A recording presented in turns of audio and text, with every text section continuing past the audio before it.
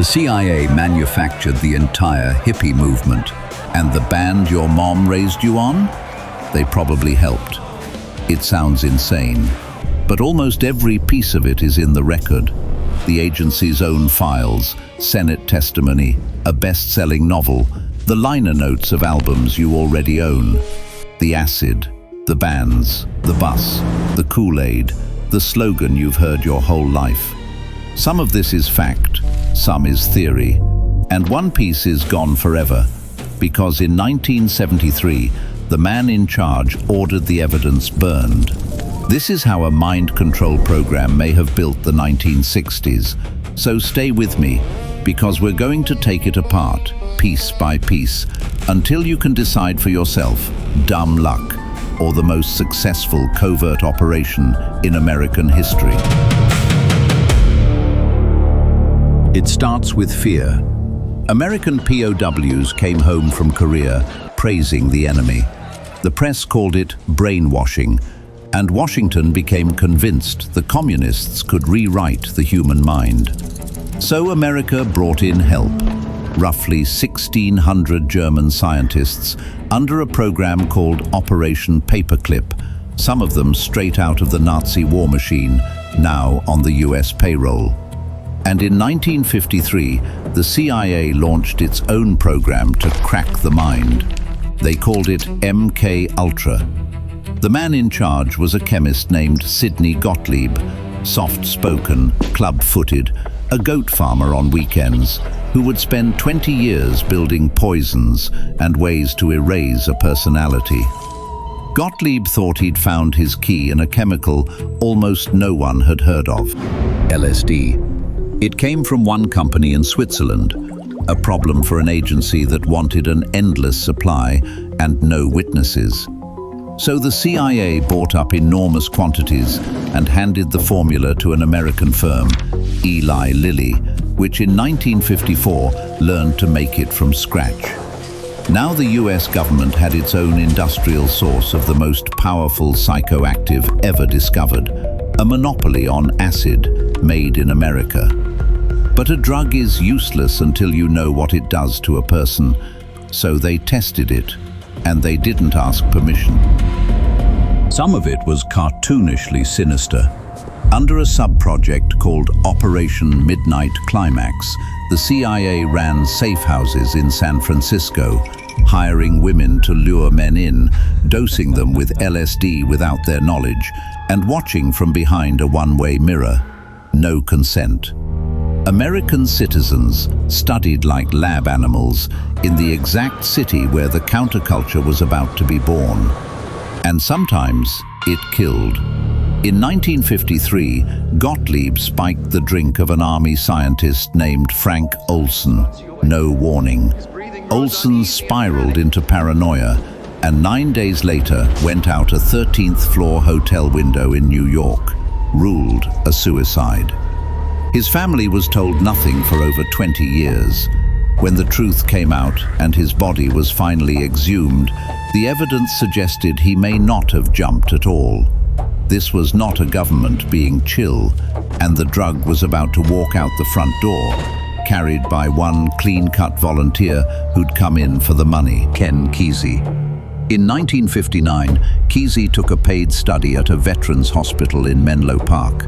They gave him experimental drugs and asked him to describe what he felt. LSD, mescaline, what he didn't know. The study was funded through MKUltra. Kesey was, technically, a CIA subject. He loved it. He took a night job in the hospital's psych ward, and out of it came a novel, One Flew Over the Cuckoo's Nest, a bestseller, then a classic film. The CIA wanted to control a mind.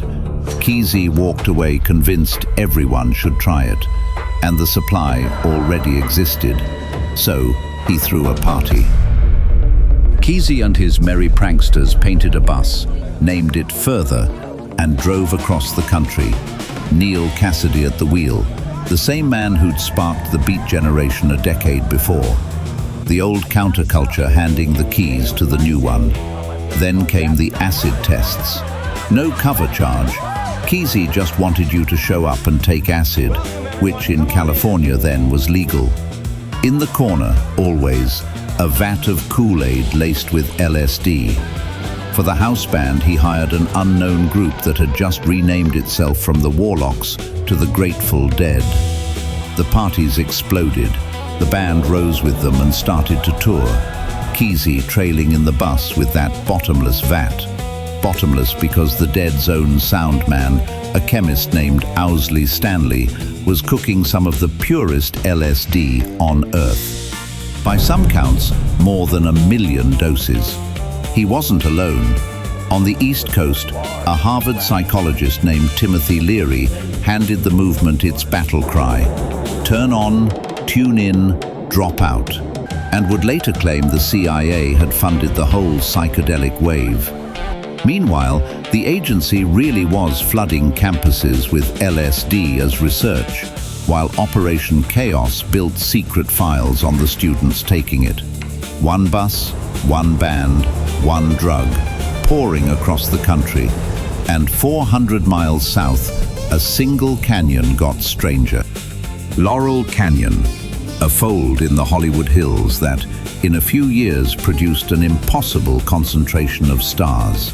The Byrds, the Doors, the Mamas and the Papas, Crosby, Stills and Nash, Frank Zappa, Joni Mitchell, all within walking distance. But the canyon held a secret. Since 1947, hidden in those hills, sat a classified military film studio, Lookout Mountain Laboratory, an Air Force facility that produced thousands of secret films, including nuclear test footage. A Blacksite in the middle of the most famous music scene on Earth. That's not a theory, it's on the map. And then the part that's harder to wave away. Jim Morrison, the face of anti-war cool, was the son of a Navy admiral. George Stephen Morrison commanded American forces during the Gulf of Tonkin incident, the event used to launch the Vietnam War his son's generation would rage against. Frank Zappa's father spent his career at a chemical warfare arsenal. Coincidence? Maybe. But this is exactly where fact ends and theory begins. So let's be honest about which is which. In 2014, a researcher named Dave McGowan laid out the unsettling version. It goes like this. The anti-war movement was real, and to the people running the war, dangerous. Millions of organized, furious young Americans aimed at the government, a threat with teeth. But what if you changed what they aimed at? Pointed all that energy inward, at consciousness, at music, at the next high, instead of at the state. The slogan was literally, turn on, tune in, drop out. Take the drugs and leave society. And a lot of them did, abandoning the cities for communes in the woods. The most radical generation in American history voluntarily logging off. Then the dream curdled. By the decade's end, the love had gone dark. A failed musician named Charles Manson drifting through the same canyon scene. A free concert at Altamont in 1969 that ended in a killing while the cameras rolled. The revolution that was going to change the world collapsed into itself. Descent without teeth. Now, it could all be coincidence. Maybe military kids rebel hardest. Maybe that writer was always coming. Maybe acid spread because acid spreads. And maybe the CIA gave it away on campuses simply because they were chill like that. Or maybe not. Because here's the part that can never be closed. In 1973, as investigators circled, the director of the CIA ordered the entire MKUltra archive destroyed. Thousands of files burned. Nearly everything we know survived by accident. One box of financial paperwork that missed the shredder. So we'll never hold the document that proves it, either way. By design. The CIA made the acid made the scene changed the country. That much is real.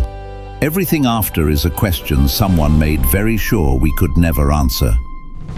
Next time on Blacksite History, a city of 2 million people, one night in 1942, fired more than 1,400 shells into the sky at an enemy that was never there.